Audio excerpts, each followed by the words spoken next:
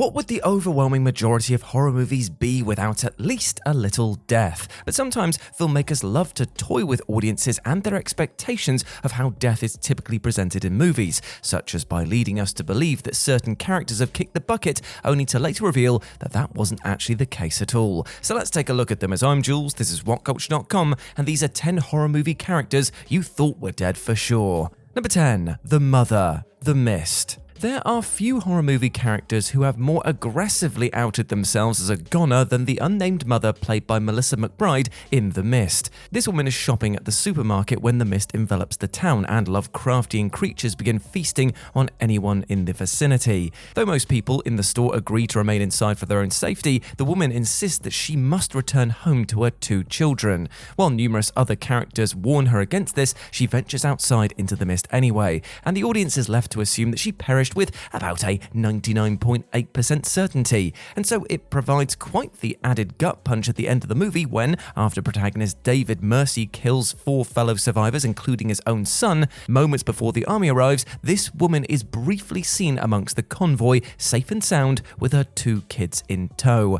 Everyone assumed that she probably got ripped apart a few feet outside the supermarket door, but alas, she somehow avoided getting devoured. Number 9. Marty, The Cabin in the Woods. The Cabin in the Woods is a playfully subversive horror comedy which thoroughly toys with the genre's reliance on certain tropes and also our expectations of them. Case in point, stoner Marty is clearly positioned as the comic relief goofball who inevitably will probably get killed off midway through the movie, and that certainly seems to be the case when Marty is stabbed through the back by a member of the undead Buckner family and then dragged off into the distance. We see a large spurt of blood while Marty screams, and one of the controllers overseeing the scenario even pulls a lever, seemingly confirming his sacrificial demise. But about 15 minutes later, Marty inexplicably returns from the dead to save the day from Father Buckner, with Marty having somehow managed to overpower and kill his zombified assailant earlier on. Considering that Marty is the best character in the movie, it made for quite the fist-pumping moment while also being a genuine surprise. Number 8. Dianne, Shaun of the Dead. In the case of Shaun of the Dead's Dianne, you can't really be blamed for assuming that she was dead meat, given that her fate is never actually confirmed in the movie at all. Dianne memorably and stupidly ends up running straight into the fleet of zombies that are attempting to break into the Winchester pub moments after they've ripped apart her boyfriend David. We never see what happens to Dianne afterwards, but considering that she's surrounded by literally dozens of zombies whilst armed only with David's dismembered leg, it's fair to assume that she wasn't long for this world. Yet, on the movie's home video release, an extra feature revealed what happened next, courtesy of a series of storyboards narrated by Lucy Davis herself. As it turns out, Dianne used David's severed leg to fight her way through the zombies, climbed a nearby tree, and passed out. When she woke up, she remained in the tree for several more days whilst feasting on David's leg for sustenance, until she was sure the undead invasion had been quelled. Tough though it is to picture Dianne fending off many zombies with David's leaky leg, it's definitely the truth. Number 7. Justin, Event Horizon. It sure as hell seemed like Ensign Justin's goose was thoroughly cooked in Paul W.S. Anderson's Event Horizon, right? While exploring the titular vessel, Justin ends up briefly sucked into the hellish portal created by its experimental gravity device and is massively traumatized as a result. Due to what he witnessed on the other side, Justin then attempts to commit suicide by spacing himself out of the airlock, resulting in him bleeding from just about every possible orifice as the decompression process begins. Even though he's brought back on board by Captain Miller, it initially seemed like Justin had suffered way too much damage from exposure to the vacuum of space. And while Justin has little presence throughout the rest of the movie, it's easy to forget that he is indeed one of the film's 3 survivors, being put into stasis and later saved by a rescue team. He's certainly going to need a lifetime's worth of therapy, but he somehow made it out alive.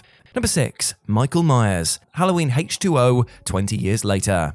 Now, this list contains only a single horror movie villain for a goddamn good reason, and that is because they have a tendency to stay alive or be resurrected for the sequel, so audiences rarely believe that they're genuinely out for the count.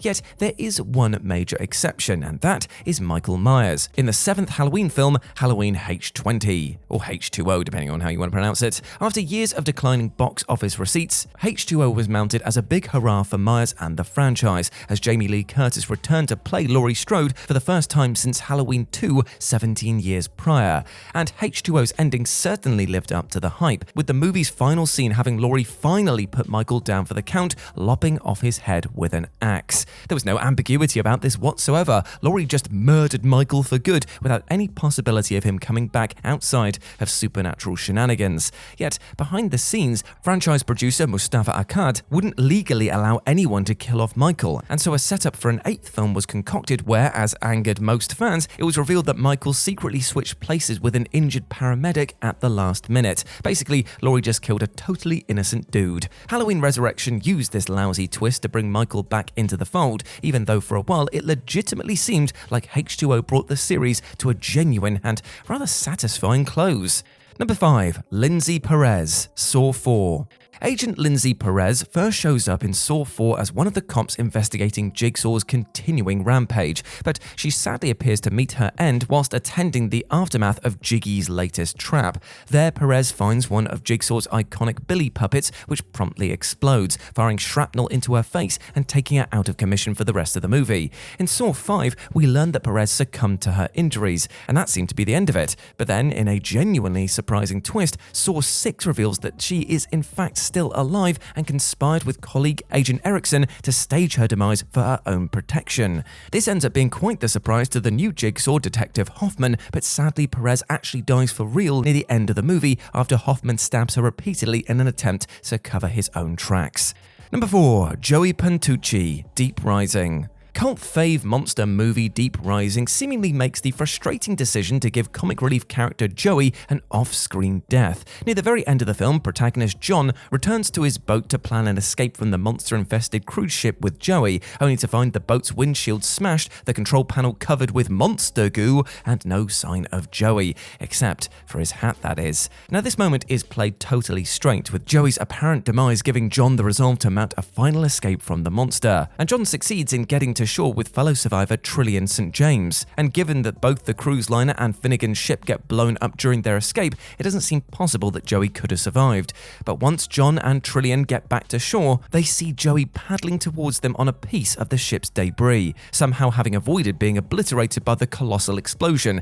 Now, it doesn't make a lick of sense, but we're still glad he made it. Number 3. Julia, Watcher.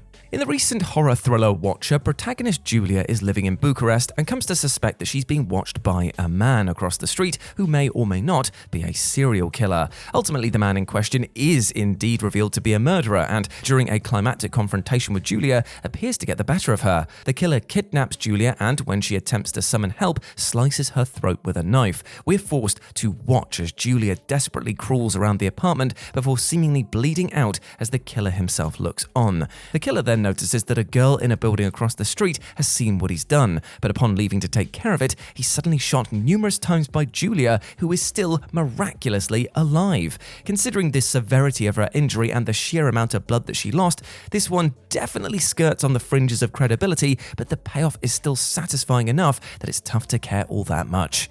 Number 2. Kirby Reed, Scream 4. Ask just about anyone and they'll tell you that Scream 4's breakout character was the sassy film nerd Kirby Reed. And so many were left devastated when she was seemingly stabbed to death by one of the two Ghostface killers, Charlie Walker. Now, in fairness, many fans did note that Kirby hadn't yet expired when we last saw her, even though she did seem to be bleeding out from her injuries, and so hoped that she might return for the 5th film. But when the actress playing Kirby Reed wasn't announced as being part of Scream 2022's cast, it seemed like all hope for Kirby being alive was, well, dead. Yet, in a joyous twist of fate, the newest Scream slyly revealed that Kirby did indeed survive being stabbed, when a YouTube thumbnail showed an image of Kirby with the video titled "Interview with Woodsboro survivor Kirby Reed." And better yet, it's been confirmed that Kirby will be appearing in the recently wrapped 6th film, where she'll hopefully make it out in one piece again. And number 1, Jake, Jaws: The Revenge. Now, there's improbable survival, and then there's what happens to Jake in the, pretty terrible 4th Jaws movie, Jaws: The Revenge. In the film's climax, Michael Brody's best pal Jake carries out the hero's plan, which involves dropping an electrical emitter device in the murderous shark's mouth. However, he also seems to pay the mortal price for his role, as the pissed-off shark quickly grabs him in his jaws and disappears underwater. I wonder if that's why they call him Jaws. Ha ha ha ha ha. Given that Jake is covered in the red stuff before disappearing under the surface, it doesn't seem like there's even the remotest possibility of him making it back out alive. And yet, after the shark is dispatched a few minutes later, Michael finds a brutally wounded but very much alive Jake floating in the water and then brings him back to shore. There's actually a behind-the-scenes reason for Jake's sudden survival though. In the original cut of the film, he did indeed die, hence the ridiculous amounts of gore when the shark bites him, but after test audiences responded negatively, he was given a reprieve. It doesn't really make any sense at all considering the extent of Jake's injuries and the insane amount of blood that he clearly lost, but in a movie about a shark with a literal personal vendetta, it's actually not the most ridiculous thing here. And there we go, my friends. Those were 10 horror movie characters you thought were dead for sure. I hope you enjoyed that, and please let me know what you thought about it down in the comment section below. As always, I've been Jules. You can go follow me over on Twitter at RetroJ with a 0, or you can swing by Instagram where it's the same handle, RetroJ, but the O is a 0. But before I go, I just want to say one thing. Hope you're treating yourself well, my friend, with love and respect, because you deserve all the best things in life, okay? And do not let anything or anyone else tell you otherwise. You are a massive ledge, and I just want the best for you, alright? So go out there and smash your life goals today. As always, I've been Jules. You have been awesome. Never forget that, and I'll speak to you soon. Bye.